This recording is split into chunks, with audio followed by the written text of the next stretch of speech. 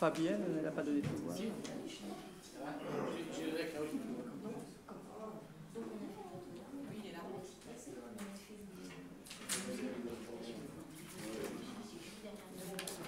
Bien, bonjour à toutes et à tous. Bienvenue pour cette séance du Conseil municipal du 17 juin 2025. Je vais procéder à l'appel des présents.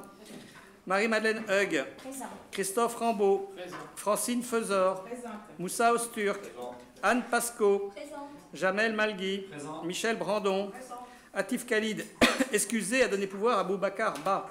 Marie Razamoeli. Boubacar Ba. Présent. Daniel Barré. Asma Manaï Amadi est excusé, a donné pouvoir à Moussa Osturk. Fatimata So. Miné Kayou. Henri Fabienne, excusé, a donné pouvoir à Christophe Rambaud. Oren Abdullah. Espérance Patureau est excusé, a donné pouvoir à Marie-Madeleine Hug. Jean-Claude Renouf. Élodie Thorez. Bruno Toine, excusé, a donné pouvoir à Anne Pasco. Thierry Jolivet est excusé, a donné pouvoir à Kassim Balaban, pardon. Alexis Christodoulou, il est absent. Eulalie Lama est excusé, a donné pouvoir à Claire. Non, à personne.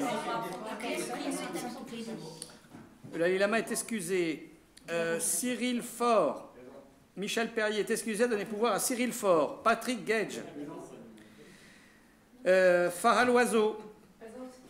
Kassim Balaban. On ne sait pas, il n'est pas arrivé. Et Claire Prieux est excusée. De toute façon, donc, nous sommes 19, je crois. Donc nous avons le quorum. Secrétaire de séance, Élodie Thorez, pas d'opposition, pas d'abstention. Je vais vous demander l'autorisation de rajouter 2 points sur la table. Un point mineur, mais il faut quand même délibérer. C'est la mise à jour une nouvelle fois du tableau de financement du gymnase Paul-Éluard, puisque nous aurions une subvention complémentaire pour la géothermie dans le cadre du CRST. On a appris ça il y a quelques jours. Donc on vous propose de compléter le tableau de financement, sachant qu'on est déjà largement financé à 80% sur cette affaire-là. Mais bon. Donc ça constituerait un point 3 bis. Ce n'est pas une affaire nouvelle, hein, c'est pour ça que je me permets de la rajouter. Est-ce qu'il y a des oppositions, des abstentions? Donc ce point est rajouté. Et puis un point 11 bis, c'est un avis sur le projet de modernisation de la déchetterie d'Amilly. Bon, je pense qu'il n'y a pas de problème là-dessus. Ça vise à agrandir et moderniser surtout améliorer l'accueil du public dans la déchetterie, enfin des particuliers, du public et des entreprises. Donc s'il n'y a pas d'opposition, s'il n'y a pas d'abstention, je propose de le rajouter. Merci. Vous avez reçu le compte-rendu de la séance ordinaire du 29 avril 2025. Est-ce qu'il y a des remarques ou des questions? Je propose donc d'adopter ce procès-verbal. Est-ce qu'il y a des oppositions? Il y a des abstentions. C'est donc adopté. Merci. Bien. Donc, le point numéro 1, c'est une convention de prestation de services entre le SMIRTOM et la commune pour la mise en place de bennes au centre technique municipal. Madame Hug.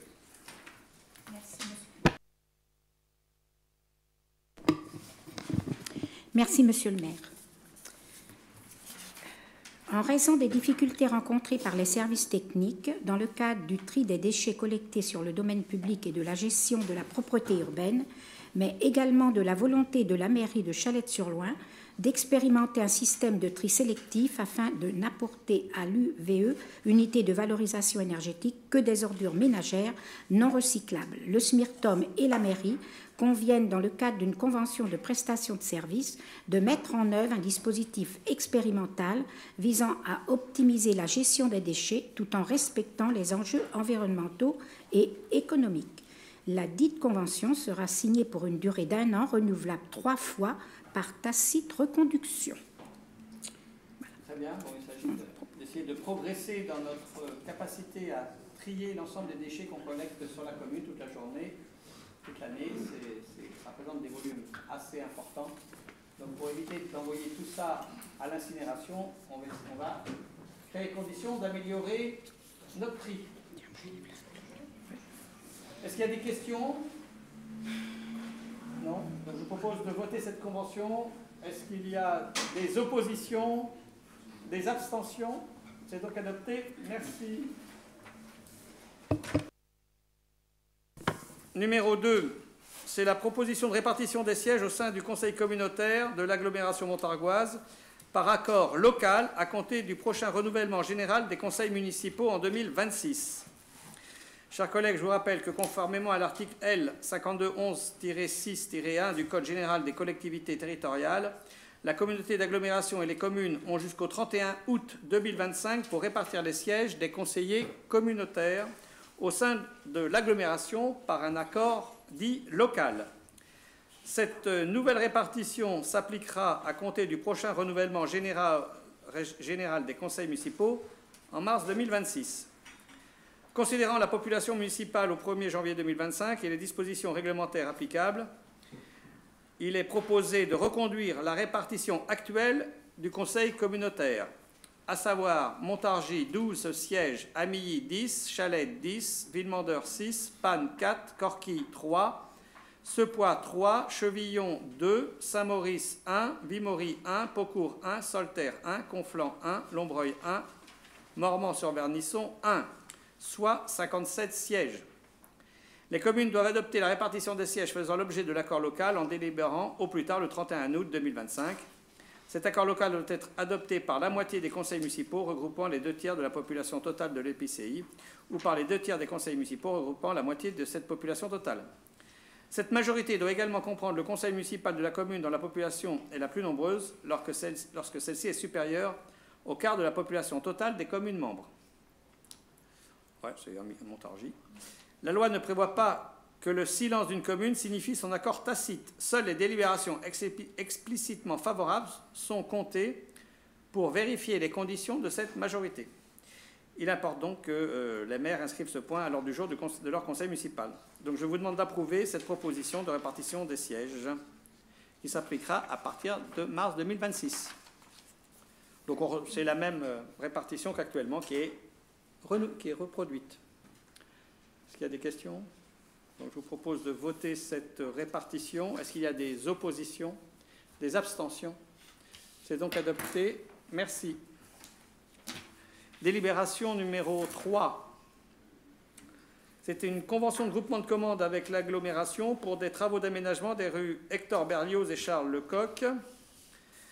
Donc je vous rappelle que la ville a engagé depuis le 19 mai dernier, pour une durée de 3 mois, des travaux d'aménagement des rues Hector Berlioz et Charles Lecoq, dont des travaux d'eau pluviale. Ainsi aussi, il appartiendra à l'agglomération montargoise de prendre en charge ces derniers au titre de sa compétence eau pluviale et assainissement. C'est pourquoi il convient d'établir une convention de groupement de commandes fixant les modalités techniques et financières entre l'agglomération montargoise et la ville de Chalette.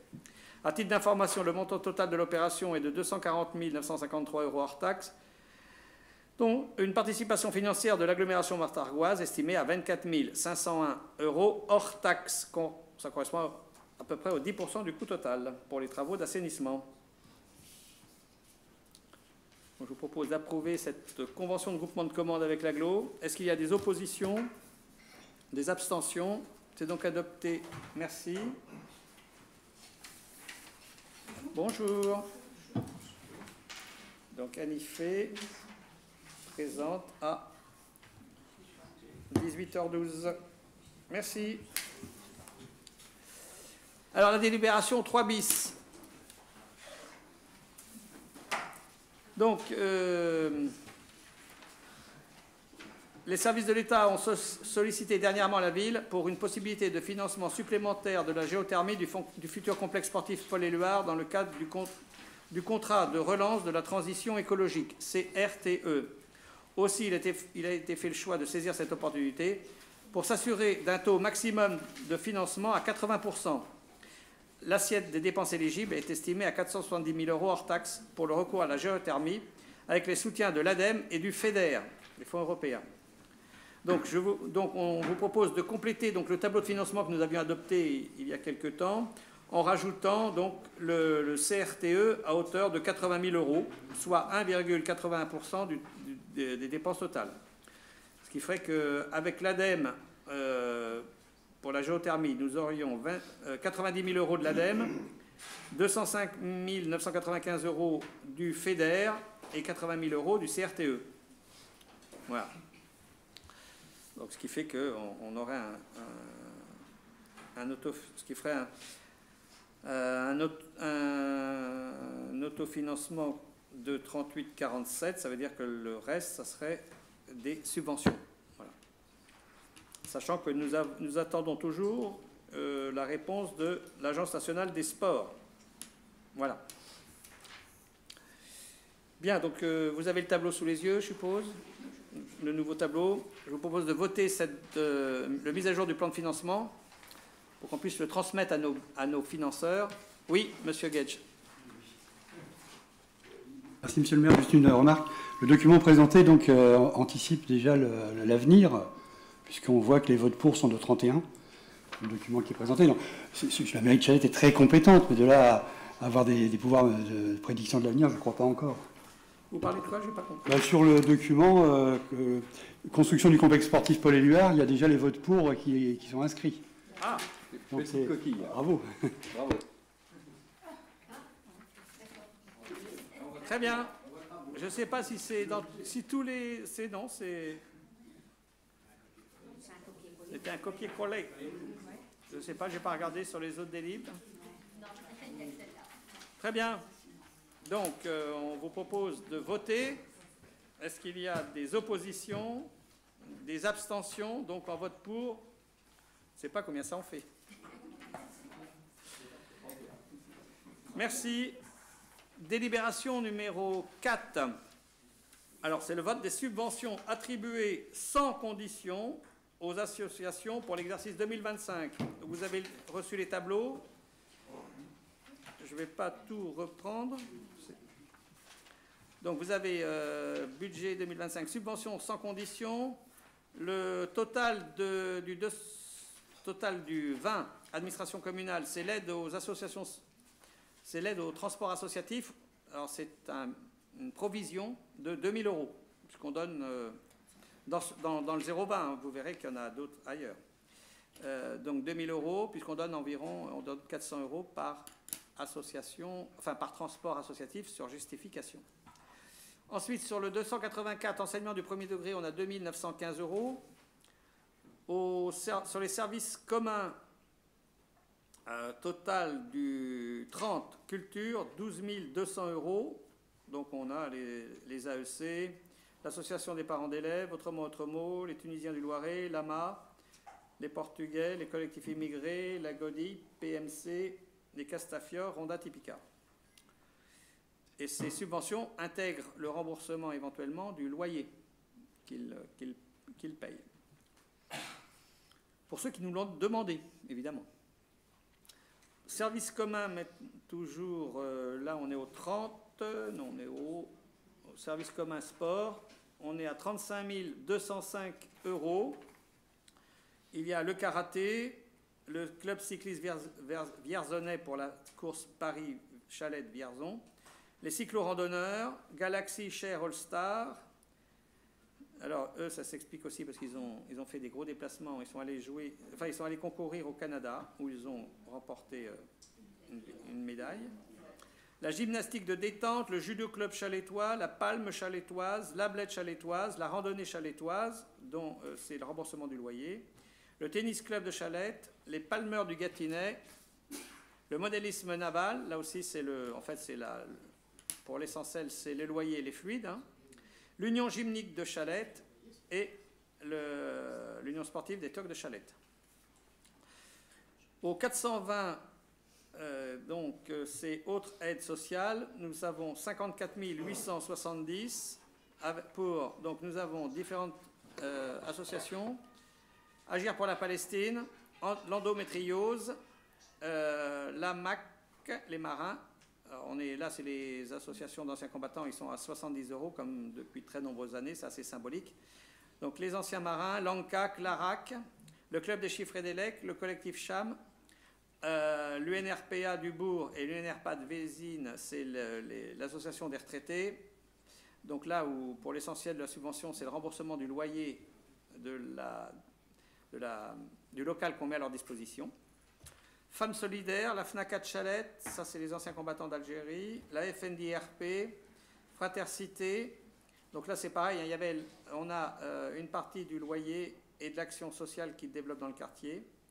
Ibuka, l'Institut d'histoire sociale, donc c'est l'Institut d'histoire sociale de la CGT, mais c'est le comité d'Orléans. La rue Chéco, les Restos du Cœur, le BRAP, l'Orphelinat national des chemins de fer de France, le Secours populaire, les PG-CATM, c'est pareil, c'est des anciens combattants, le Souvenir français, l'Union franco-marocaine et l'UNC, l'Union nationale des combattants. Donc, ce qui fait 54 870 €. Ensuite, au 42-38, c'est le club des retraités SNCF, 150 €. Nous avons après les associations de locataires, donc la CNL et l'association de défense des locataires, 675 € chacun. Ensuite, une provision pour les particuliers qui achètent des vélos électriques. Vous savez qu'on donne une subvention à concurrence de 250 €. Enfin, ça n'a pas été revalorisé. Donc on a une provision de 3 000 € pour l'année. Voilà. Est-ce qu'il y a des remarques sur ces subventions sans condition? Monsieur Gage.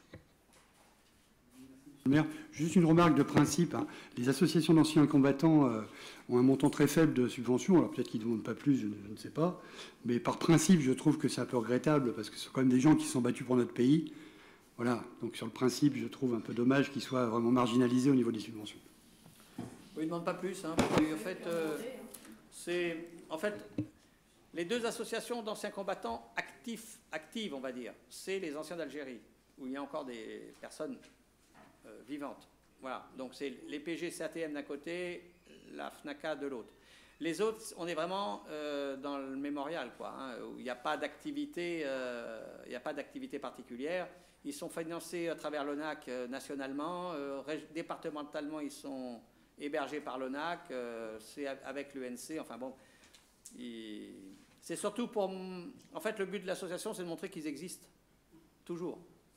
Même si souvent, ils commencent à se dissoudre pour se regrouper dans l'ONAC ou dans l'UNC et disparaître finalement. Voilà ce qu'on peut dire. Donc, voilà. Ce que l'on peut dire. Bon, même si la FNACA également connaît des difficultés actuellement. Ouais. Et il y a de moins en moins de survivants de la guerre. Et puis après, il y a des associations, mais c'est des militaires d'active. Les gens c'est des militaires de carrière qui ont fait ce qu'ils appellent les OPEX, les opérations extérieures, aux quatre coins du monde avec l'armée française. Alors, je ne suis pas sûr que ce soit notre... Quand on est dans une ville de garnison, mais voilà, je ne sais pas si ça justifie chez nous, quoi. Avant, quand il y avait le AT encore, ça se justifiait. Maintenant, ça ne justifie plus. Voilà. Est-ce qu'il y a d'autres questions? Donc, je vous propose d'adopter ces subventions. Est-ce qu'il y a des oppositions? Est-ce qu'il y a des abstentions? C'est donc adopté. Merci. Madame. Délibération numéro 5, c'est les subventions sous conditions, c'est-à-dire les subventions qui dépassent 21 000 €, où là, il y a des conventions qui ont déjà été signées, je suppose, pour l'essentiel. On a donc pour le guidon chalétois une subvention globale, puisque vous avez vu les exploits du guidon et de ses coureurs dans la dernière période sur un certain nombre de courses nationales.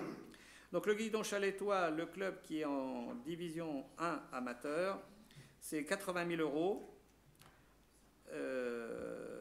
Voilà. L'Union sportive de Chalette, c'est 79 660 €. Alors le guidon, il regroupe évidemment l'équipe de National 1, qui évolue au plus haut niveau amateur. Ça regroupe le BMX et l'école de vélo. Voilà.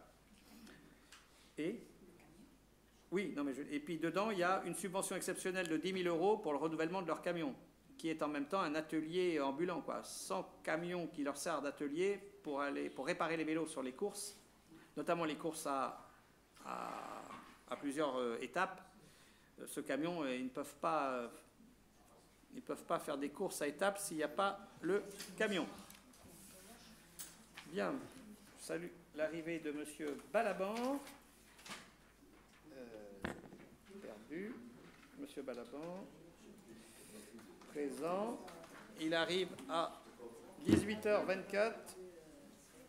Donc, M. Balaban, 18h24, vous avez le pouvoir de Thierry Jolivet. Voilà. Ensuite, pour l'Union sportive de Chalette, qui regroupe, donc il y a la subvention pour le SC elle-même, il y a le handisport, 3 150, le taekwondo, 28 000, le badminton, 360, l'US foot, 44 000, l'USC rando, 650, le fight club box ties, 1500, le boxing club, 1000. Ce qui fait 79 660 €. Tout ça, c'est dans la convention également qu'on a avec l'USC, Omnisport. Nous avons ensuite la radio C2L, 71 145,81, donc là-dedans, il y a la subvention et le remboursement du personnel mis à disposition. La subvention au comité des œuvres sociales de Chalette, 90 443. Et une subvention donc, pour l'équilibre de la gestion de la résidence Louis Michel, je pense que c'est la dernière année, 3 436 €. Et l'équilibre pour la gestion du foyer d'hébergement Jacques Duclos à Vézines pour 36 880. Ce qui fait en tout 361 564,81 € de subvention sous condition. Est-ce qu'il y a des questions? Oui, Monsieur Faure. Bonsoir, Monsieur le maire. Donc, on avait une question sur C2L. Donc, on s'était engagé à la soutenir aussi. Donc, la question ne va pas être sur la critique pure, mais en échange sur tout le long du mandat, on avait évoqué la possibilité d'une reprise partielle par l'aglo. D'où, d'ailleurs, il me semble bien qu'il y avait un changement de nom. Où en est-on là-dessus? Est-ce que c'est un sujet qui est toujours en stand-by ou la mairie va continuer à soutenir de façon importante? Voilà. C'est pas un sujet qui a été abordé, enfin qui a été mené à l'agglo. Voilà. C'est pas le souhait du président, donc c'est un sujet qu'on remettra sur le tapis l'année prochaine. D'accord, très bien, c'est important. Choix, hein. Voilà. Merci. Oui, c'était une raison du changement de nom, entre autres, hein, il y a maintenant une dizaine d'années. Un peu moins. Très bien. Donc, je vous propose de passer au vote. Alors, il y a des présidents d'associations. Est-ce que dans les associations qui sont là financées, est-ce qu'il y a des présidents d'associations, auquel cas je vous demanderai de quitter la salle et de ne pas prendre part au vote?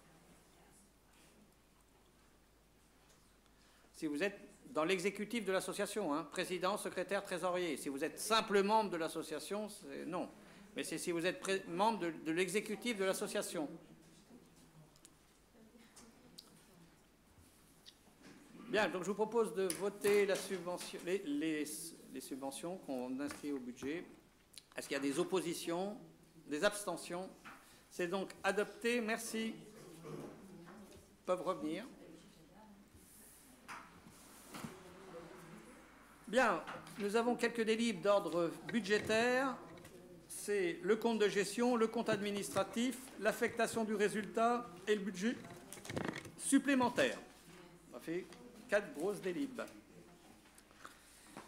Bien, la première, c'est l'approbation du compte de gestion tel qu'il a été établi par le receveur, le comptable public, c'est Madame Chopic, donc c'est un fonctionnaire de l'État.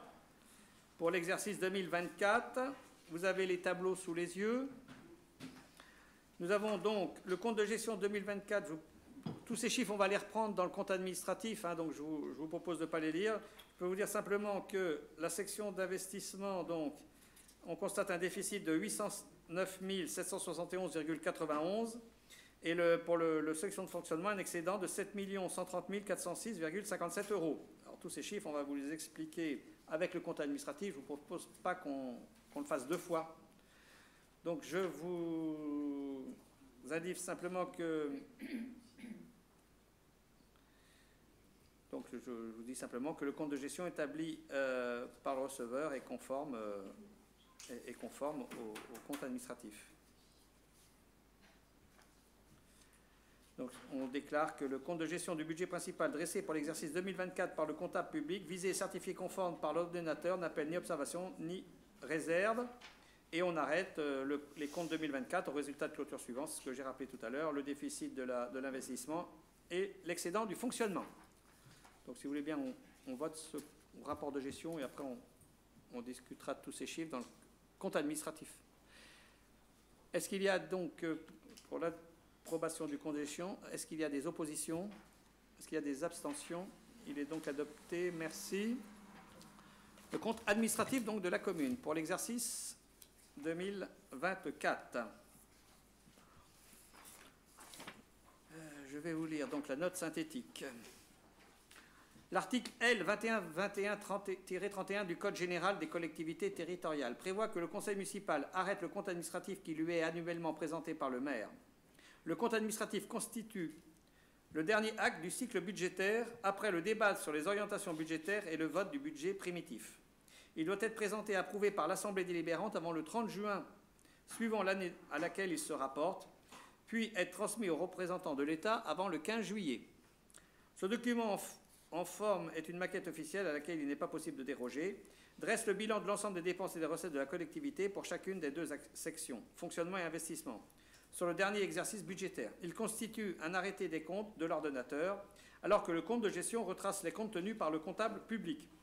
La présentation de ce compte administratif répond à des objectifs de transparence et sincérité en fournissant aux membres du conseil municipal les informations financières essentielles permettant de vérifier la réalisation effective du budget 2024 adopté le 13 avril 2024, de constater l'évolution des dépenses et des recettes de la ville au cours des derniers exercices, d'appréhender la situation financière de la collectivité au 31 décembre 2024 en présentant la structure du budget, les grands équilibres financiers et l'état de la dette.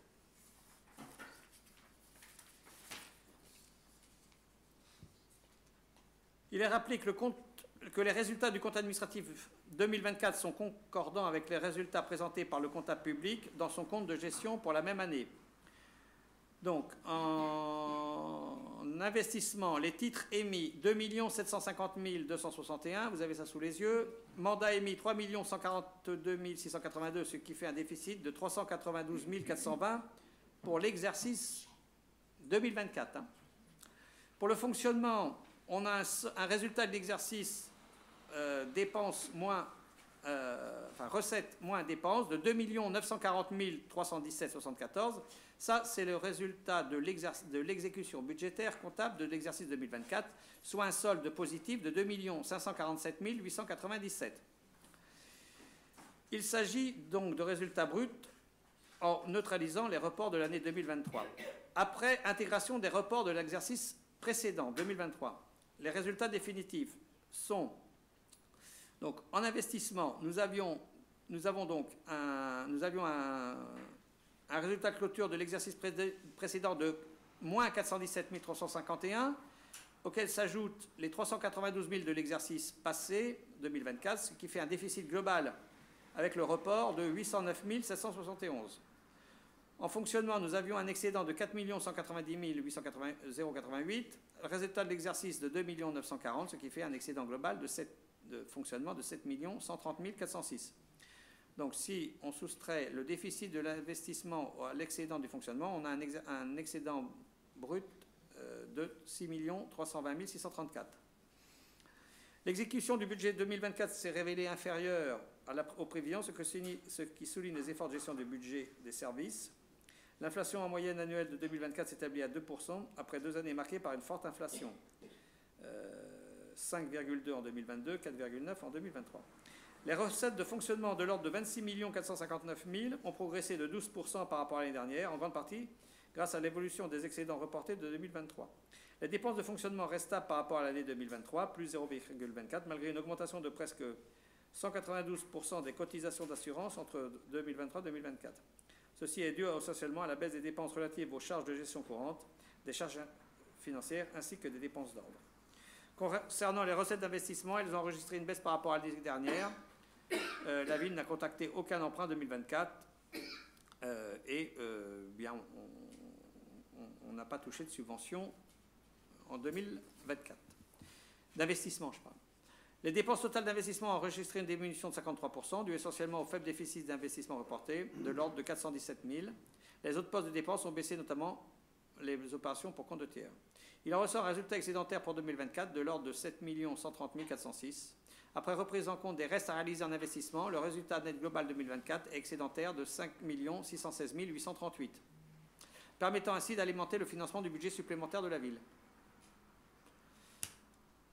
Bien, donc vous avez un grand tableau où on reprend l'ensemble de ces chiffres que je viens de donner, les excédents de l'exercice en investissement, en fonctionnement, les reports de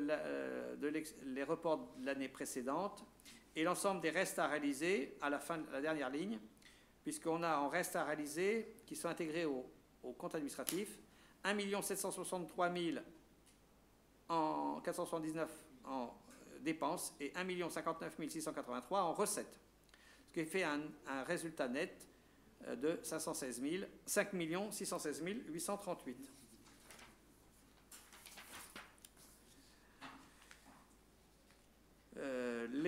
Si je reprends les sections par section, fonctionnement, investissement, les recettes de fonctionnement, elles se sont élevées à 26 459 000, soit une augmentation de 12% par rapport à l'année précédente.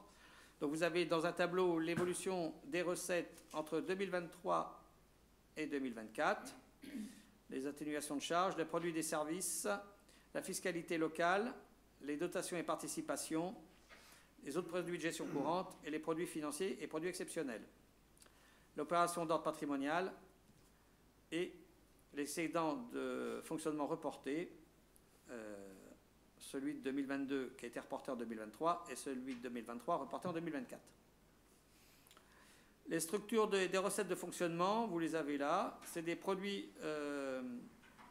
alors, les 50%, c'est la fiscalité locale, les impôts, les taxes. Les 26%, c'est les dotations et les participations. Les 16%, c'est les produits des services. Non, les 7%, c'est les produits des services. Et les 16%, c'est le marron. C'est l'excédent de fonctionnement. Évidemment, ça fait varier les recettes. Bon, je n'ai pas de commentaires particuliers. Je passe. Vous avez, de toute façon, tout le monde, vous avez reçu le rapport de gestion ? Donc je passe, on vous précise, on vous détaille les principales recettes de l'exercice.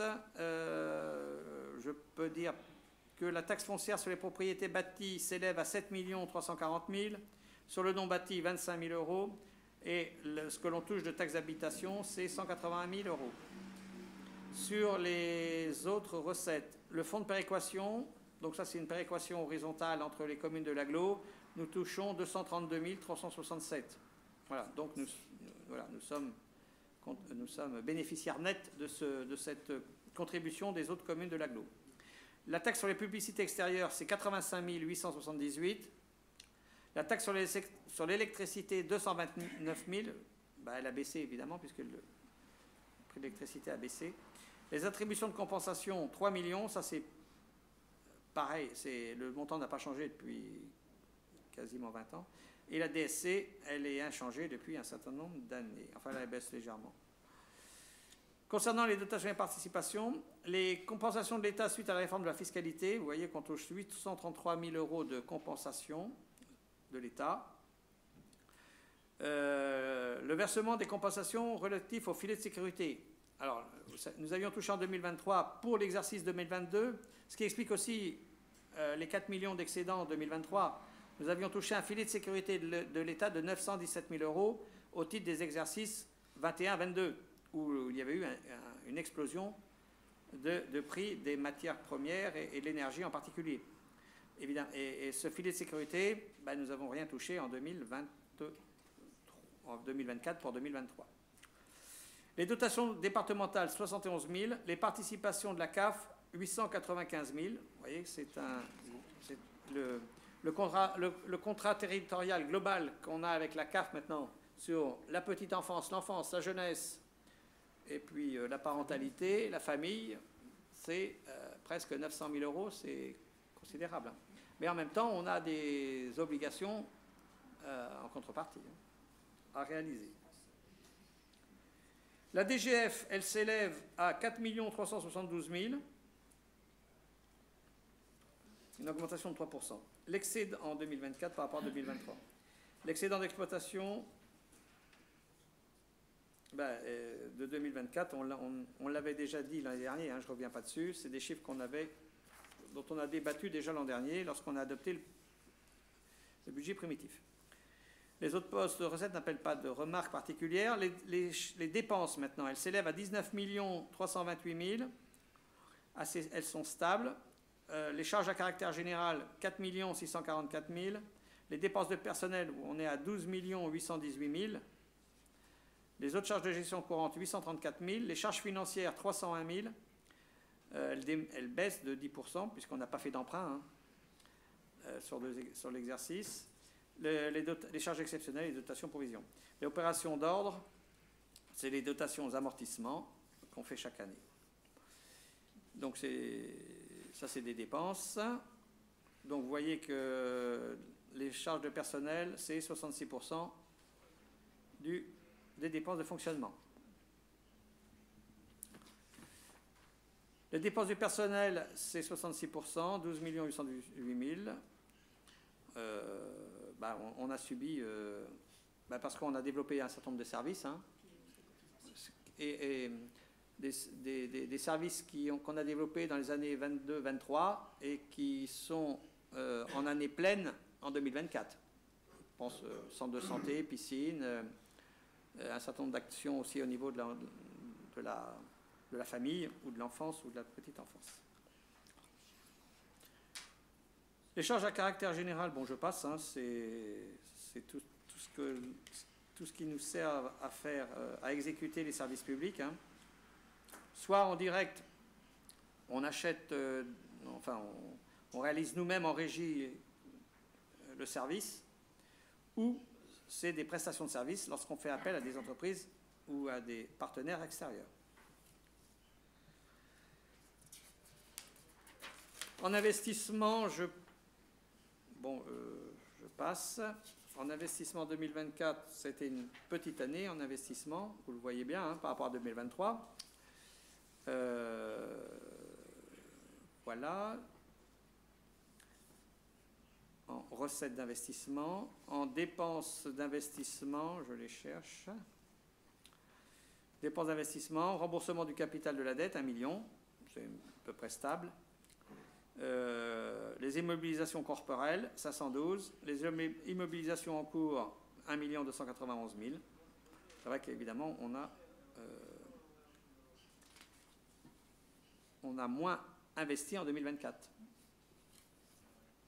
C'est pour ça qu'on va vous proposer dans OBS de mettre l'argent, puisque les opérations ont été... Enfin, on a moins investi parce que simplement on a moins dépensé parce que les opérations ont pris du retard. Les 3 grosses opérations qui avaient déjà été inscrites en 24, mais qui vont se réaliser plutôt sur 25, 26, 27. C'est le gymnase, c'est la maison de quartier de la Pontonnerie et c'est le Page, pour l'essentiel, qui ont pris du retard. Donc les dépenses d'investissement, on vous en donne quelques détails. Chapitre 20, 18 000. Chapitre 21, 712 000. Acquisition foncière, travaux sur les voiries, plantation, gros travaux de réparation des bâtiments publics, acquisition de matériel. Chapitre 23, 1 280 000, c'est les dépenses relatives au centre nautique, au nouveau bâtiment des services techniques, travaux de voirie et de cimetière pour l'essentiel. L'annuité de la dette, 1 million, je l'ai dit tout à l'heure.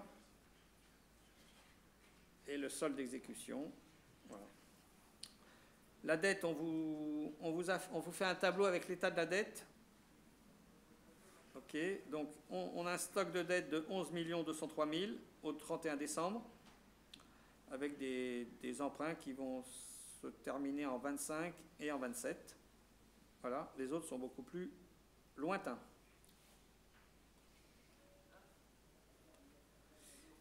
Bien, il résulte de tout ça, donc pour l'exercice 2024, 7 130 406 € d'excédent de fonctionnement, 809 571 de déficit d'investissement. Le déficit global après intégration des restes à réaliser en investissement est de 1 513 568. Pour mémoire, ces éléments seront pris lors du vote de l'affectation de résultats ainsi que du budget supplémentaire 2025.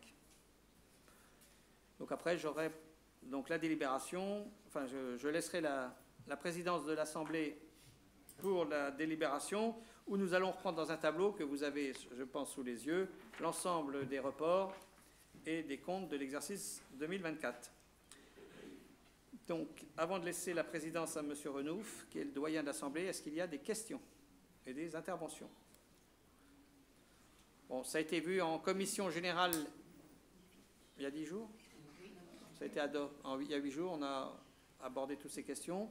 Je remercie évidemment, j'en profite, donc on a présenté en commission générale, et vous l'avez reçu, je pense, avec les dossiers, un détail du compte 2024 par fonction, c'est ça qu'on peut dire, hein, puisqu'on vote le budget par nature, mais on vous l'a présenté dans un document qui reste un document, c'est un document de travail, hein, donc c'est un document d'aide à la décision. Voilà, c'était un très gros travail fait par le service, puisque c'est la première fois qu'on l'a mis en... Donc je remercie la responsable des services financiers et les agents, et la direction générale, enfin tout le monde, sur la mise en place de ces tableaux qui nous serviront pour l'avenir comme d'aide à des tableaux, des éléments de budget. Ce n'est pas des documents comptables à proprement parler, même si mais c'est des documents budgétaires qui sont des aides à la décision et à la compréhension de l'argent qu'on consacre dans chacune de nos actions et dans chacun de nos services. Voilà, donc je m'étais engagé à vous le fournir lors du vote du budget primitif, me semble-t-il, et c'est chose faite avec ce compte administratif. Voilà, donc je remercie tous les services et agents qui ont permis d'avoir ce document qui va nous permettre d'avoir une meilleure lisibilité une meilleure visibilité politique sur la lecture du budget. S'il n'y a pas de questions, je vais laisser la place à M. Renouf. Oui, M. Balaban. Merci, M. le maire. C'était par rapport aux emprunts. J'ai bien vu qu'en fait, il y avait des emprunts qui étaient jusqu'en 2043, 2038, 2039, 2027. Oui. Et je suis un peu étonné de voir ces longues années, 18 ans pour des dettes. Et effectivement, au niveau des emprunts, donc par rapport à la durée, je ne dis pas que... Enfin, c'est négligeable. On peut dire que c'est négligeable, les intérêts par rapport au fait qu'on va payer ça en 18 ans ou en 16 ans. Mais je trouve qu'il y a beaucoup d'emprunts. Trop nombreux d'emprunts. Et ça me pose question de pourquoi on a plusieurs emprunts comme ça, étant donné qu'effectivement, on n'a pas autant d'investissements qui a été fait en 2024 surtout. Mais je pense que beaucoup de ces emprunts sont des investissements ultérieurs. Antérieurs, pardon, excusez-moi. Oui, bien sûr. Donc voilà, je pense que c'est un... faire le calcul, 41, il reste 16 ans, ça veut dire qu'on a... Donc je trouve qu'il est important de dire que ce sont des dettes qui sont aussi, qui ont été prises de façon antérieure et que c'est dû au fait que des investissements qui ont été faits comme la piscine ou bien comme les gymnases, les écoles. Tout à fait. Et je trouve que c'est important de le dire parce que lorsqu'on voit ça, on n'a pas forcément la notion d'antériorité et on se pose la question de qu'est-ce que c'est. Et le fait de le rappeler que c'est dû à des investissements qui étaient faits dans les années précédentes et a une grande importance. Non, tout à fait. On a dans les 2 mandats précédents, on a fait des très gros investissements. Hein. L'école Makeba, 12 millions TTC, la piscine, 12 millions, la base de loisirs, 6 millions. Enfin, on a fait... ça fait environ 30 millions. Rien que ces 3 opérations-là, et on a encore bien d'autres. C'est 30 millions qu'on a financés à hauteur de 60% par l'autofinancement de la commune et par les subventions. C'est-à-dire qu'on a emprunté que finalement 11 millions, un tiers à peine, on a emprunté un tiers de tous ces investissements-là. Et encore, je pense qu'on est loin de la réalité. Donc ça veut dire qu'on a eu une très bonne couverture d'investissement sur ces opérations-là. À une époque où, en plus, il faudrait regarder où les taux étaient à zéro, quasiment.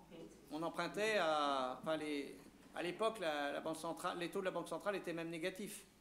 Donc on a emprunté à des très, très faibles taux, peut-être 1%. Voilà.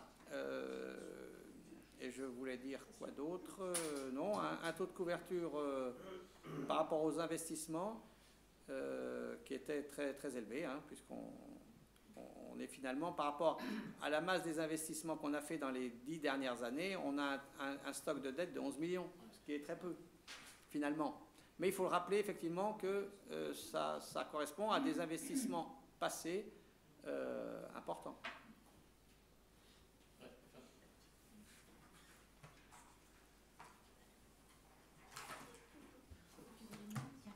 Non, c'est bon.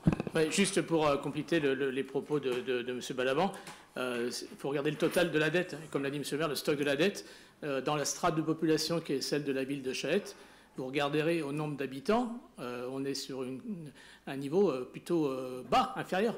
Donc c'est ça qu'il faut regarder. Effectivement, on a financé divers investissements depuis des dizaines d'années, en partie par le biais de l'emprunt, parce que c'est quand même aussi ce qu'on doit faire. Mais le stock de la dette globale et la capacité de désendettement de la ville, elle est quand même très très bonne. Donc voilà, c'est surtout ça qu'il faut regarder. Ouais. Oui, c'est ça que je voulais compléter. C'est vrai qu'à l'époque, on a eu, dans les années 20, quand il y a eu le Covid, la crise, il y a eu le Covid, la crise énergétique, on a eu des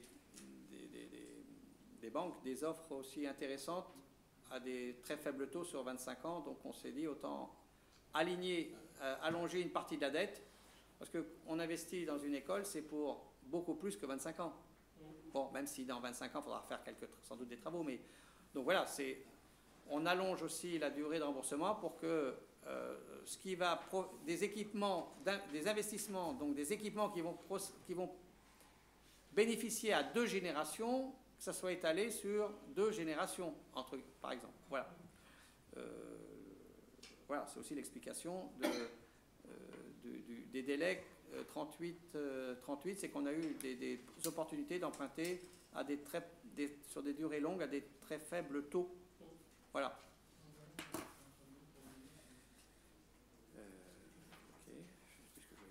Est-ce qu'il y a d'autres questions? Bien, donc je vais laisser la présidence à M. Renouf. Merci, monsieur le maire. Oui. Je dis merci avant. Si je dis merci et qu'il n'est plus là, ça ne sert à rien. Voilà, bon. Alors, bonjour à tout le monde. Monsieur le maire vient de nous... bon, je reprends tout. Ouais, il m'a troublé. Monsieur le maire vient de vous présenter le compte administratif 2024 du budget principal. Il est concordant avec le compte de gestion de la trésorière. Ce compte présente les résultats suivants. En investissement, un déficit de clôture de 809 771,91. En fonctionnement, un excédent de clôture de 7 130 406,57. Je vous propose donc de procéder au vote du compte administratif et de l'arrêter conformément aux résultats de clôture ci-dessus. Est-ce qu'il y a des votes, des abstentions? Des votes contre? C'est adopté. Merci. À l'unanimité, oui.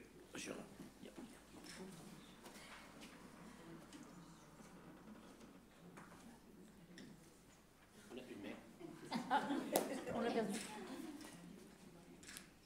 C'est adopté à l'unanimité.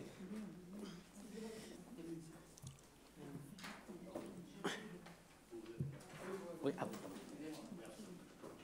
Chers collègues, merci de votre confiance et merci à l'ensemble des services. À la suite maintenant.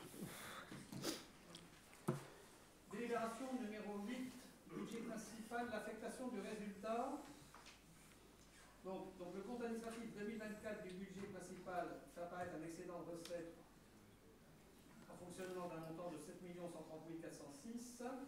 Conformément à l'instruction budgétaire et comptable N57 et aux articles L2311-5 et R2311-12 du Code général, il convient d'affecter ce résultat. Donc, j'ai tout le tableau. Vous l'avez pas suivi? Bon, là, non. On l'a sur la tablette. Je passe sur le tableau. C'est le même tableau que en résumé que vous avez dit tout à l'heure. Le déficit d'investissement, 1 513 000 au total. L'excédent de fonctionnement, 7 130 000. En fait, ce dont on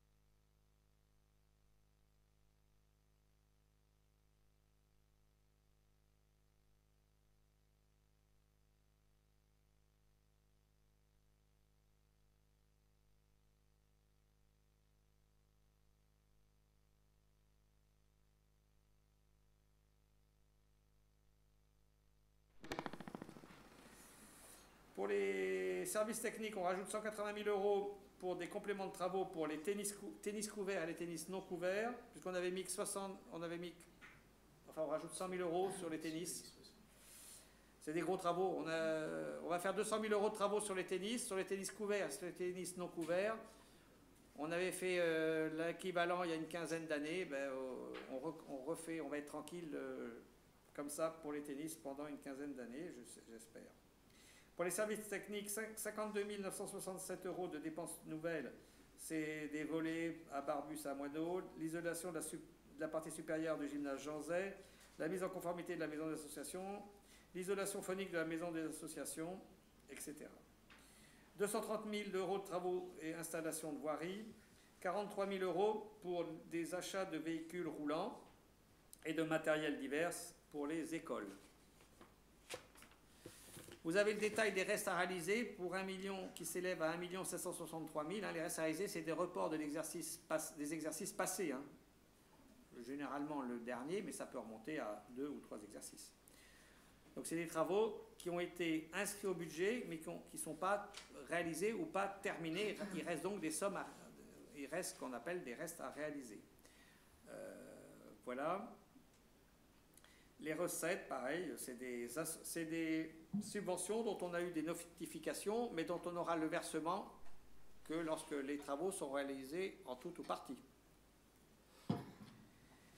Le budget supplémentaire 2025 s'élève donc à 12 190 089, réparti à hauteur de 5 616 000 pour le fonctionnement et 6 573 000 pour l'investissement. Je crois que je vous ai à peu près tout dit. Est-ce qu'il y a des questions? Oui. Non, c'est une remarque un peu de principe, puisque ça fait suite à la remarque précédente qui a été faite dans cette salle.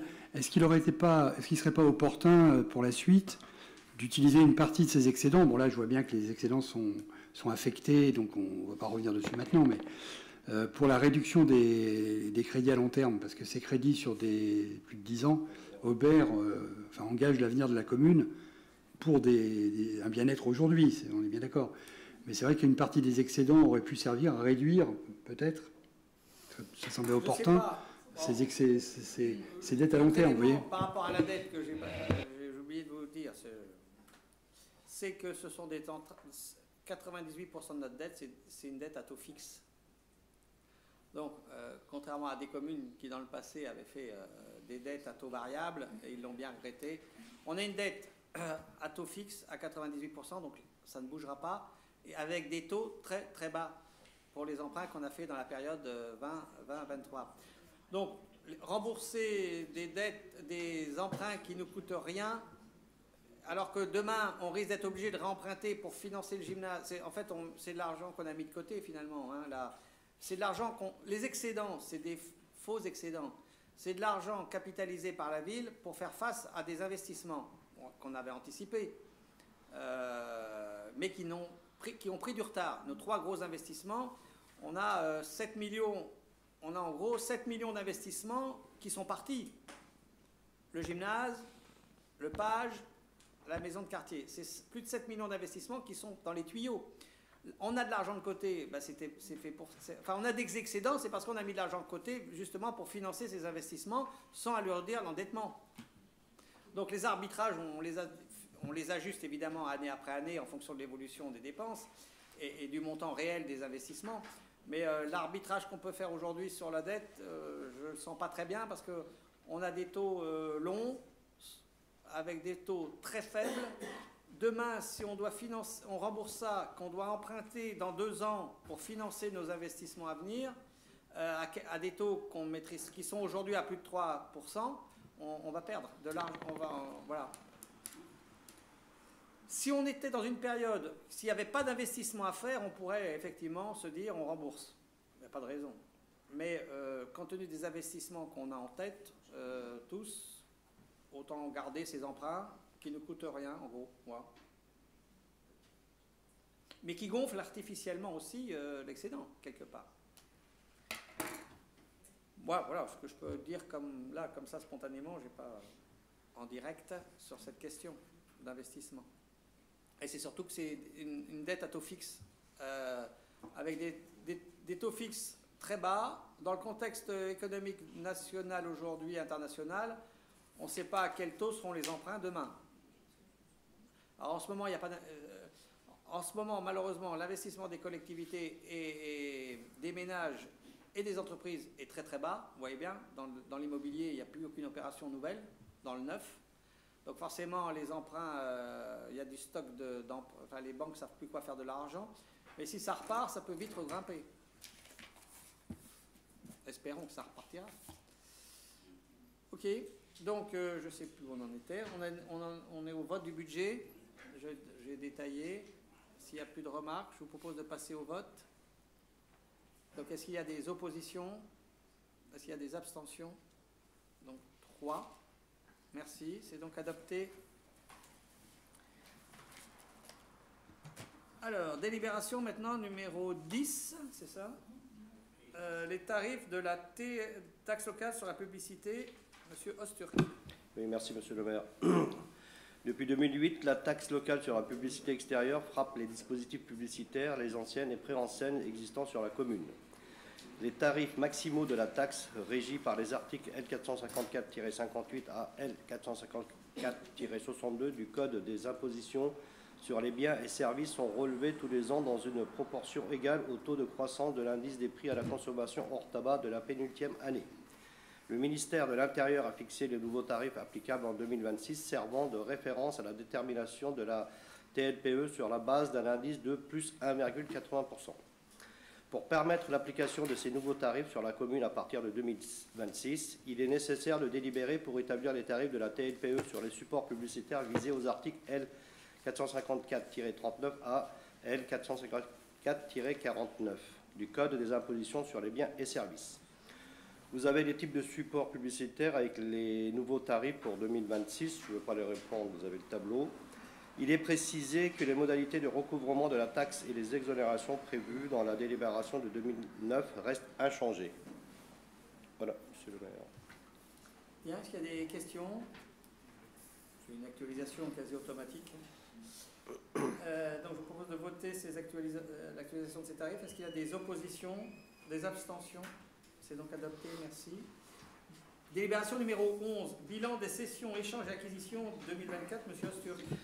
Alors, conformément à l'article 11 de la loi du 8 février 1995, le conseil municipal doit être informé de l'ensemble des cessions, acquisitions et échanges fonciers réalisés par la ville, soit directement par son mandataire.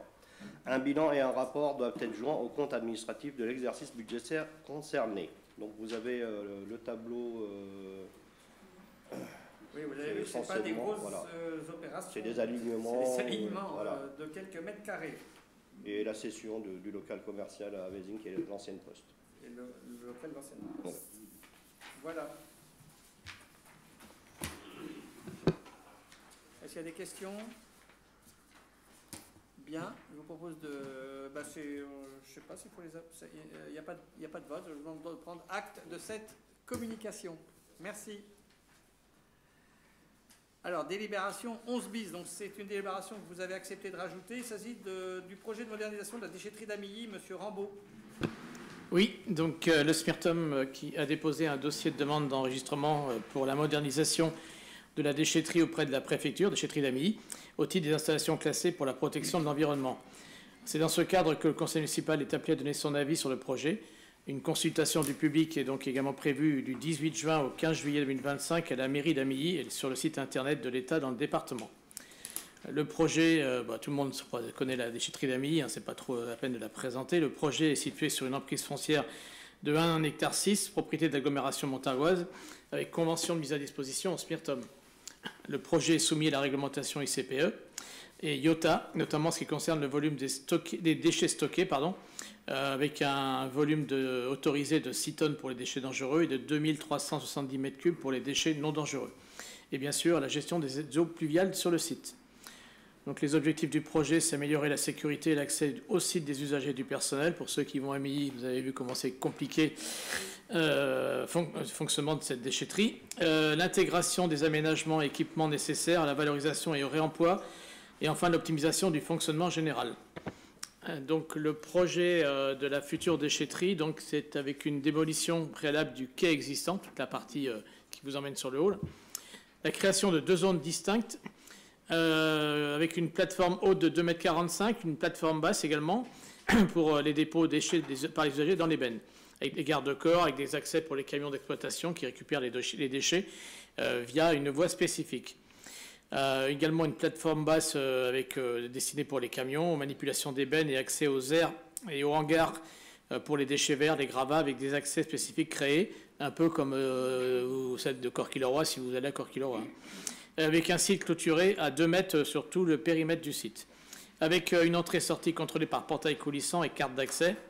Il est prévu une construction de 3 bâtiments dans cette déchetterie. Sur la partie haute, un local maçonné pour le stockage des DDS et les D3E, c'est tous les appareils électriques notamment. Sur la partie basse, un encart de 100 mètres carrés pour le stationnement d'une chargeuse, c'est l'engin qui vient vous savez, pousser ou quand il y a les déchets verts et tout ça. Et un engin PACMAT, des locaux sociaux également d'environ 100 mètres carrés seront construits pour la destination des agents. Les eaux pluviales iront dans un bassin de rétention des eaux de pluie avant rejet avec débit de 3 litres par seconde dans le réseau public. Il est également prévu l'installation d'un séparateur à hydrocarbures en amont du bassin, ainsi qu'une pompe de relevage pour les eaux de voirie, de toiture du hangar et du local D3E et DDS. Les eaux de pluie de toiture des locaux sociaux seront gérées par infiltration dans un bassin, avec installation de vannes en amont pour le bassin d'infiltration et aval pour le bassin de rétention pour confiner les eaux en cas de pollution accidentelle, pour qu'elles restent bien sur site. Un réseau d'éclairage public prévu ainsi qu'un système de vidéosurveillance, une circulation dans la déchetterie en sens unique, une entrée agrandie pour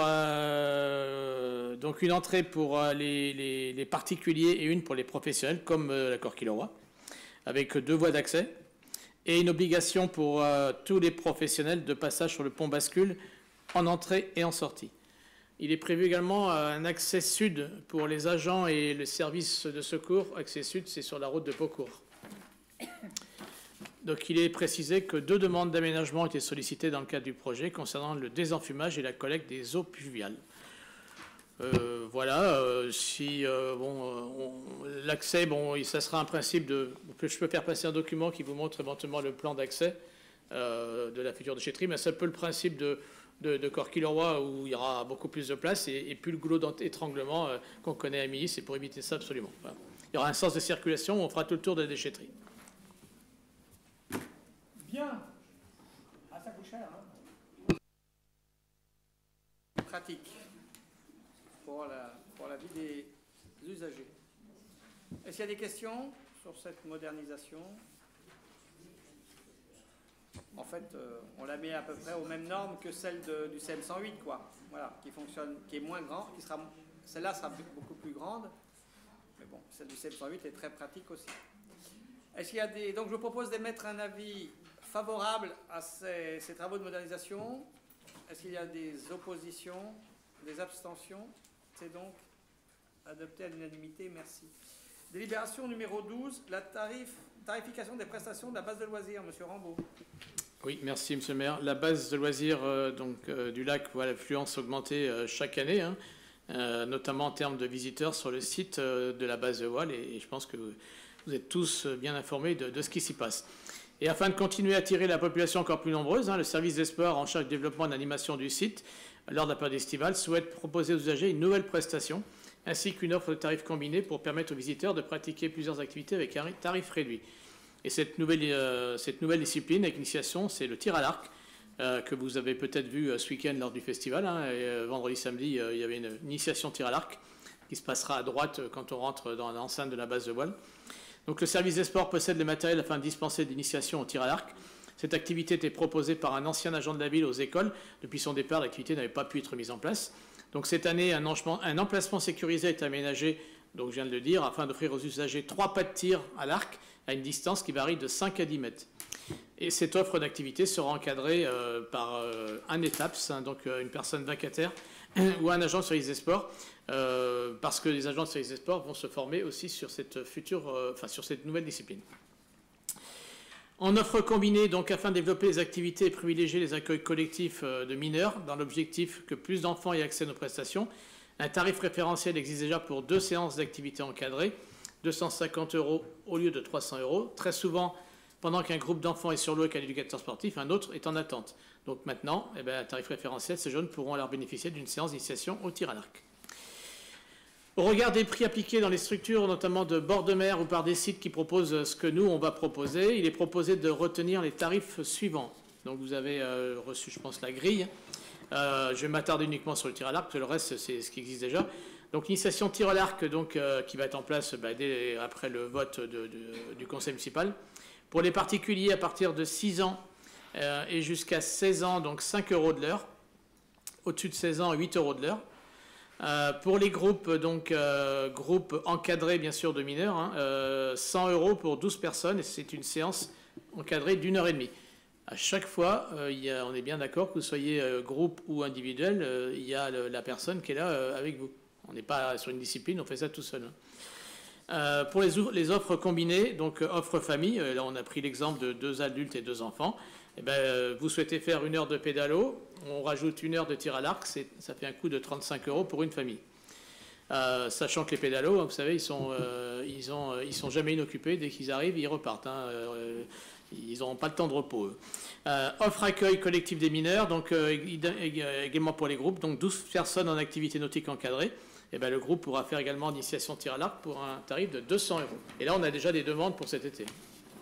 Le reste, ça existe déjà. On vous a mis pour rappel ce qui existe, un droit de stockage, droit de mouillage. Quelqu'un qui vient avec sa propre embarcation, il a le droit, mais il doit, moyennant un droit de mouillage. Puis après, vous avez le rappel des tarifs pour les paddles, les canoës, les pédalos avec toboggan et les paddles XXL. Voilà. Donc, on vous demande d'approuver les nouveaux tarifs, notamment de tir à l'arc. Très bien. Puis ça complétera, c'est vrai que ça complétera l'accueil des enfants sur le temps scolaire, sur les activités de pleine nature. Comme ça, il y a un groupe qui fait du bateau, l'autre qui fait du tir à l'arc, et puis un troisième groupe qui peut faire encore autre chose. Est-ce qu'il y a des questions? Je vous propose d'adopter ces tarifs. Est-ce qu'il y a des oppositions, des abstentions? C'est donc adopté. Merci. Mise à jour des tarifs du centre aquatique Claude Blin. Monsieur Rambaud, délibération numéro 13. Alors, attendez, juste récupérer un petit peu plus loin. Voilà, sur donc, les tarifs de Claude Blin, afin de garantir la qualité de service public offert par le centre aquatique Claude Blin, pour couvrir également les coûts d'entretien, d'encadrement et les coûts d'exploitation, ainsi que répondre à une demande croissante d'activités aquatiques diversifiées, il est proposé de nous créer de nouvelles prestations, de fixer des tarifs qui correspondent à ces nouvelles activités et d'actualiser les tarifs des entrées et abonnements comme suit. Donc je vais juste m'attarder sur ce qui est nouveau. Vous avez dans le document un rappel de tout ce qui existe déjà. Donc ce qui est nouveau, c'est la privatisation d'une partie du bassin. Vous avez un groupe qui vient, qui demande d'avoir une partie du bassin, donc on n'avait pas de tarif pour ça. Donc sous la surveillance d'un maître nageur, donc on a un tarif qui sera de... qui sera de 1 heure pour le bassin ludique, donc 100 € de l'heure, et dans le bassin sportif, 40 € de l'heure pour une ligne bassin sportif. Voilà. Sachant qu'il y a de la demande assez régulière pour avoir une partie de l'équipement privatisé. Ensuite, l'aquaphobie, c'est un tarif existant sur lequel on supprime le tarif à l'année, parce que le tarif au mois et au trimestre suffit, parce que quand on a peur de l'eau, c'est pas la peine d'avoir un tarif à l'année, ça sert strictement rien. On a un tarif extra, c'est pour tous les événements après-midi récréatifs, soirée à thème. Vous avez vu encore ou entendu la semaine dernière, il y a eu une soirée qu'on appelle pool party, où il y a eu plus de 200 personnes. On en avait 90 l'an dernier, cette année on a plus de 200. Donc l'an prochain, je pense qu'il y aura plus de 300. Ça fonctionne très bien, il y a une grosse demande. Et notre piscine, elle répond à ce type d'événement. Donc on a un tarif extra, donc avec l'entrée moins de 4 ans, c'est gratuit, mais une entrée enfant de 4 à 17 ans, 8 €, et une entrée adulte, 10 €. Ensuite, les tarifs scolaires, vous savez, on accueille des communes extérieures qui viennent au centre aquatique et qui sont très satisfaites de l'accueil du projet pédagogique et de l'équipement, notamment les groupes scolaires de Villemandeur en particulier. Donc on propose, après concertation avec l'éducation nationale et avec les conseillers pédagogiques, de modifier nos tarifs pour les classes extérieures. Donc on va passer aujourd'hui, on va augmenter de 50 € notre tarif horaire. Un créneau, une classe, donc c'est 200 € le nouveau tarif pour une classe, et pour 2 classes, ça sera 250 €. Sachant que là aussi, on a regardé un petit peu ce qui se passe autour, on est plutôt assez compétitif. Et puis enfin, un tarif nouveau, c'est peut-être un point de détail, mais un tarif pour des jetons, parce qu'on perd beaucoup trop de jetons, donc on va mettre en place un tarif d'1 € pour les jetons, parce qu'on en donne, mais on en perd beaucoup. Voilà, voilà pour les tarifs nouveaux du centre aquatique Claude Bain.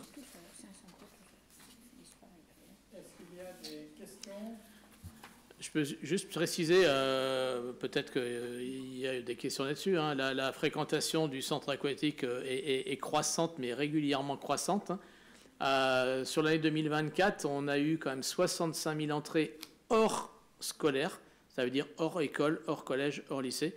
Vous ramenez ça au nombre de jours d'ouverture, c'est plus de 200 personnes par jour. Cette année, au bout de quelques mois, de 5 mois, on est déjà sur des chiffres qui vont être nettement plus forts. On va démarrer un été où plusieurs piscines sont fermées. Donc nous, on est ouvert jusqu'à la fin août. Piscine de Montargis notamment est fermée, Château-Renard est fermé. Donc on s'attend à une très très grosse fréquentation tout l'été.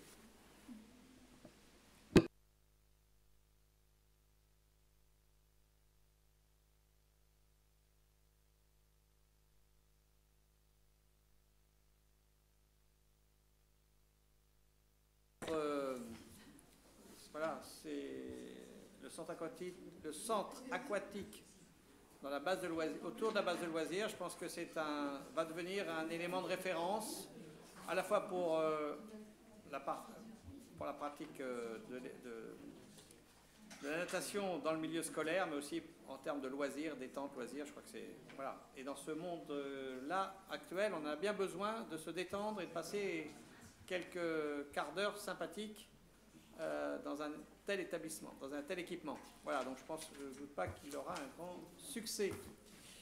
Voilà. Donc on vous propose d'adopter ces tarifs. Est-ce qu'il y a des oppositions, des abstentions? C'est donc adopté. Merci. Délibération numéro 14, la mise en vente de 3 minibus aux associations chalétoises. Monsieur Rambaud. Oui, la commune octroie des prêts depuis de nombreuses années de minibus aux associations pour les soutenir dans leurs déplacements associatifs, notamment pour aller sur les sites de compétition. Ces prêts sont réservés aux associations chalétoises à titre gratuit. Il reste aux charges de l'association les frais de carburant, de péage et de parking. Certaines de ces associations ont formulé des demandes de prêts formulent régulièrement des demandes de prêts de minibus au service municipal, 2 à 3 demandes par mois pour certaines, voire même plus. Et selon la délibération du conseil municipal du 29 avril 2025, les déplacements sont limités à une distance aller-retour de 700 km, ce qui permet de couvrir un certain nombre de régions aller-retour au départ de Chalette. Mais certaines associations ont besoin de se déplacer hors département, mais aussi pour des déplacements dont les distances sont plus importantes.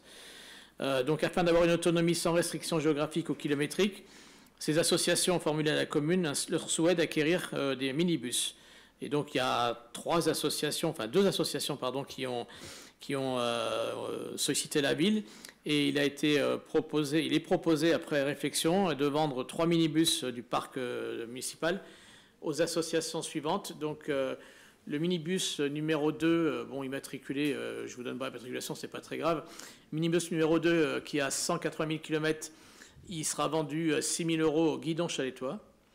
Le minibus numéro 4, qui a 195 000 km, il sera vendu à l'US Chalette pour un prix également de 6 000 €.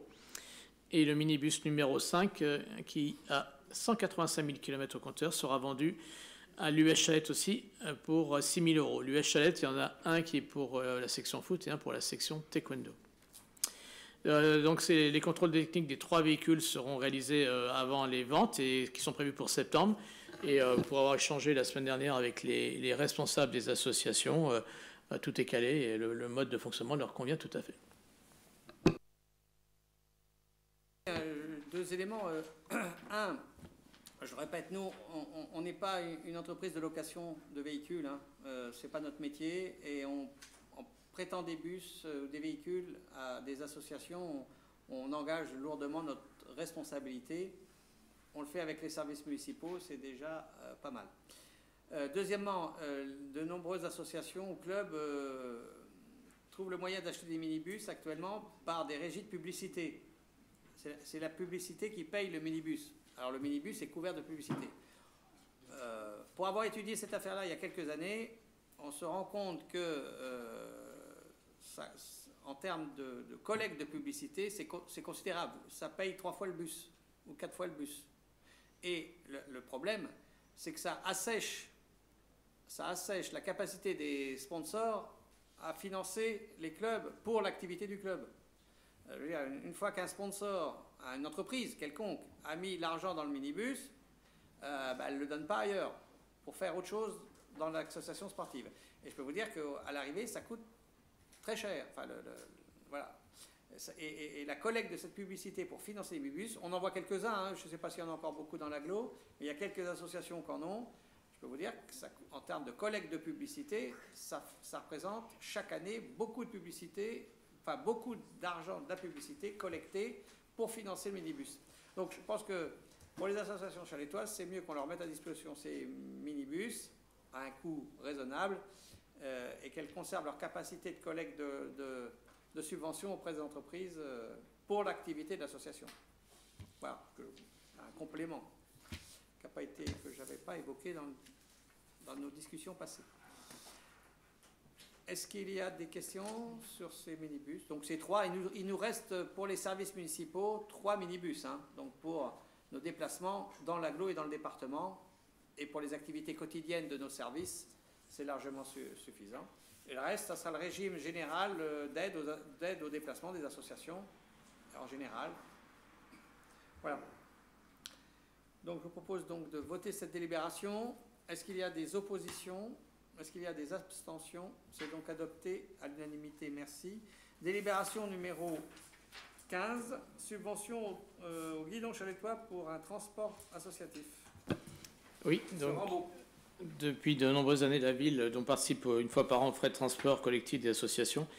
En prenant en charge une partie du coût du transport, les associations étaient donc tenues de commander leur sortie auprès d'un transporteur attributaire du marché public de la ville. Désormais proposé de laisser libre choix aux associations du transporteur dans le but de bénéficier de tarifs plus avantageux et de leur permettre de gérer leur sortie en toute autonomie. Toutefois, la ville souhaite maintenir son soutien au secteur associatif en apportant sa participation financière une fois par an sous forme de subvention sur demande écrite et sur facture acquittée du transporteur par l'association. Le montant maximal de la subvention est fixé à 400 €. Si le montant de la facture est égal ou supérieur à cette somme, il sera du montant de la facture si celle-ci est inférieure à 400 €. Et pour ce qui nous concerne, ça concerne le guidon chaletois pour un montant de 400 €. Et avant de passer au vote, je profite de l'occasion, parce que c'est aussi des informations. On a évoqué le guidon chaletois tout à l'heure, mais dans l'actualité, quand même, le guidon chaletois, demain part pour le tour du Morvan, hein, pendant 5 jours, grosse épreuve à étapes. Il faut savoir que Louis Ardouin, vous savez, meilleur amateur français, il a gagné le championnat régional. Il y a eu 7 coureurs du guidon chaletois dans les 10 premiers au championnat régional. Et Louis Ardouin part à la fin de la semaine se préparer dans les Pyrénées pour l'objectif du championnat de France qui aura lieu aux Herbiers en Vendée à la fin juin. Et je peux vous dire qu'il est tout à fait possible qu'il revête la tunique, en tout cas, de champion de France, ce qui montre un peu la formidable saison du guidon et de Louis en particulier. Et puis pour terminer, hein, c'est pas de la pub, hein, il suffit de lire le journal, Louis Ardouin est nominé parmi 3 sportifs du Loiret pour être sportif de l'année du Loiret. Hein. Donc on a quand même la fierté d'avoir un chaletois qui, au Zénith d'Orléans au mois d'octobre, sera peut-être le sportif de l'année dans le Loiret. Voilà. Très bien, merci. Je propose de voter cette délibération. Est-ce qu'il y a des oppositions, des abstentions? C'est donc adopté, merci. Délibération numéro 16, frais scolarité pour l'année scolaire 25-26, Madame Pasco. Oui, merci Monsieur le maire. Donc lorsque les écoles maternelles ou élémentaires publiques d'une commune reçoivent des élèves dont la famille est domiciliée dans une autre commune, l'article L212-8 du Code de l'éducation prévoit que la répartition des dépenses de fonctionnement se fait par accord entre la commune d'accueil et la commune de résidence ou, à défaut que la contribution de chaque commune est fixée par le représentant de l'État dans le département après avis du Conseil départemental de l'éducation nationale. Pour l'année 2025-2026, une réunion s'est tenue le 24 mars 2025 avec les autres communes de l'agglomération montargoise, au cours de laquelle il a été décidé de conserver le même mode de calcul des frais de scolarité pour les élèves de maternelle et d'élémentaire que l'an dernier, à savoir prendre en compte le potentiel financier par habitant de chaque commune de l'année précédente pour calculer la participation des communes en fonction du coût élève réel de la même année. Donc, vous avez en dessous la formule de calcul qui permet de déterminer ce taux. On divise donc le potentiel financier par habitant 2024 de la commune de résidence par le potentiel financier par habitant 2024 de la commune d'accueil. Ça donne le taux à appliquer pour la commune de résidence. Et si les taux sont supérieurs à 1, ils sont ramenés à 1. Donc, ce qui fait qu'après ces calculs, les coûts réels calculés sur les résultats de l'exercice 2024 pour Chalette s'élèvent à 2 351 € pour un élève de maternelle et 1 250 € pour un élève d'élémentaire. Donc, il est proposé d'approuver cette formule et d'utiliser ces montants pour le calcul des frais de scolarité qui seront demandés à toutes les communes de résidence des élèves fréquentant les écoles de Chalette. Et comme chaque année, un paiement au prorata de la durée de présence ou de la date à laquelle la ville sera informée du déménagement de la famille sera appliqué en cas de changement de commune, de résidence, en cours d'année scolaire. Le calcul sera établi par trimestre, sachant que tout trimestre commencé sera dû et de la façon suivante. Le premier trimestre, 4 dixièmes, les deuxième et troisième trimestres, 3 dixièmes chacun. Les sommes à payer seront réclamées aux communes à la fin de l'année scolaire 2025-2026. Bien, allez. On reconduit le dispositif depuis en place qui est depuis je ne sais pas combien d'années. Ça va être la troisième année. Non, mais ça existe depuis bien plus Oui, longtemps mais que ça. ce dispositif, selon ce calcul-là, ça va fait être la troisième année. mais ça fait, Mais ça fait oui. 25 ans ou 30 ans peut-être que ça existe.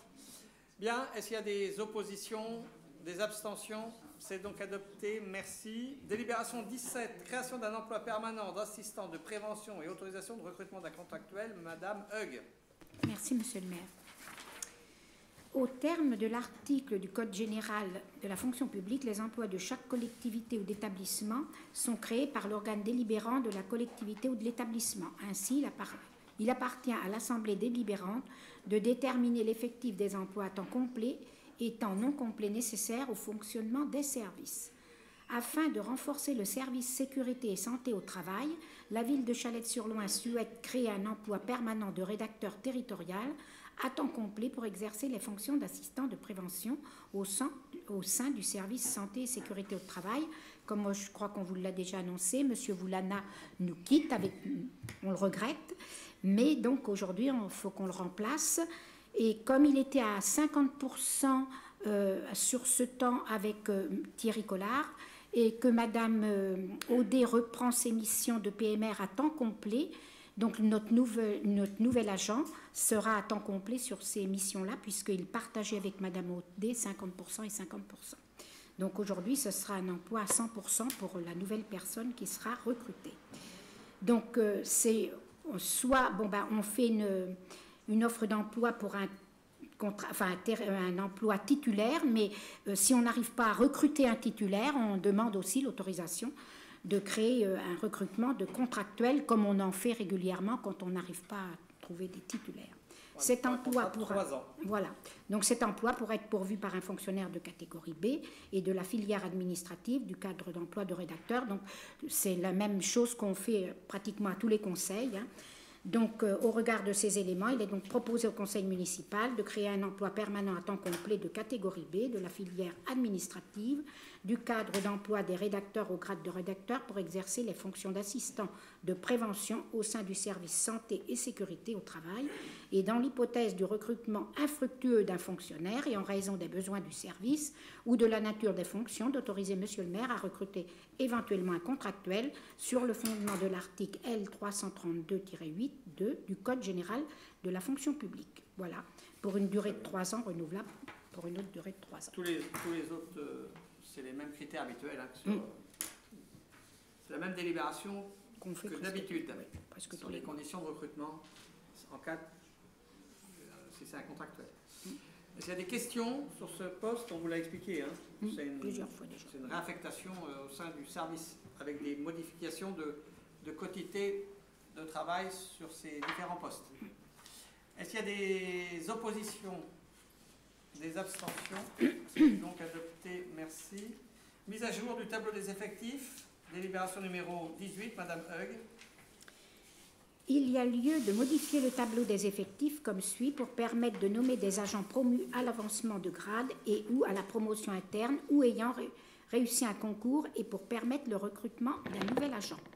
Création d'un poste d'agent de maîtrise à temps complet, création d'un poste de technicien territorial à temps complet, création d'un poste de rédacteur principal deuxième classe à temps complet, création d'un poste d'animateur principal deuxième classe à temps complet, création de 2 postes d'adjoint administratif principal première classe à temps complet, création de 4 postes d'adjoint technique principal deuxième classe à temps complet, création d'un poste d'adjoint d'animation principale deuxième classe à temps complet, création d'un poste d'adjoint technique territorial à temps complet, création d'un poste d'attaché territorial à temps complet.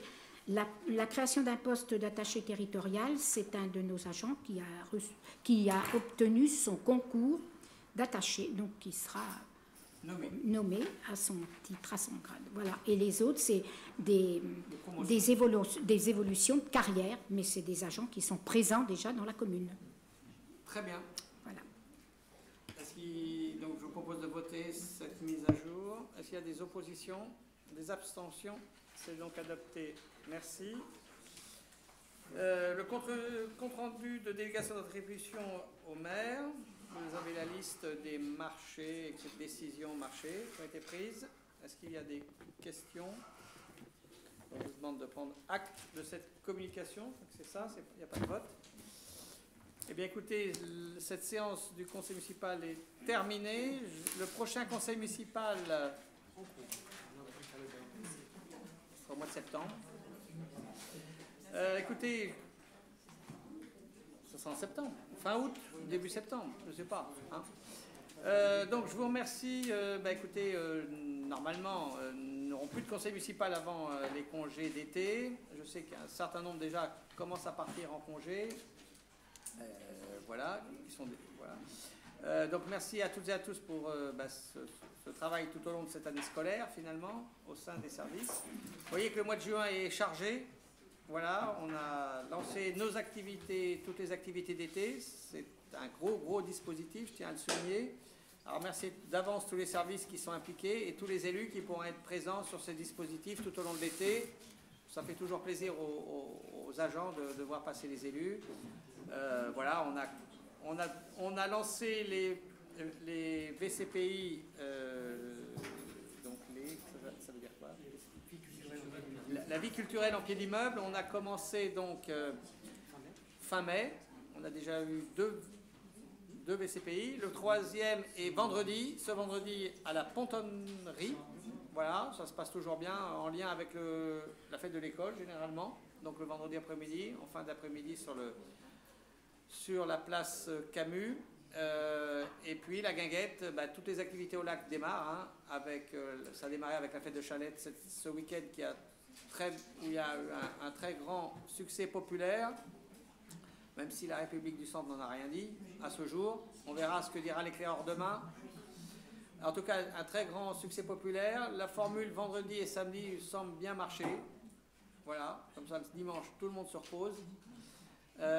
Et on a lancé aussi la baignade, la guinguette, avec une grosse programmation culturelle le samedi soir à la guinguette. Je pense que là aussi, si le beau temps se confirme, on aura un beau spot tout l'été autour du lac. La baignade et la piscine et tout le reste. Voilà, donc un gros dispositif qui mobilise beaucoup de moyens. Avec la nouveauté cette année, ça sera le village culture loisirs sur le plateau, donc boulevard Kennedy, pendant 15 jours, fin juillet, début août.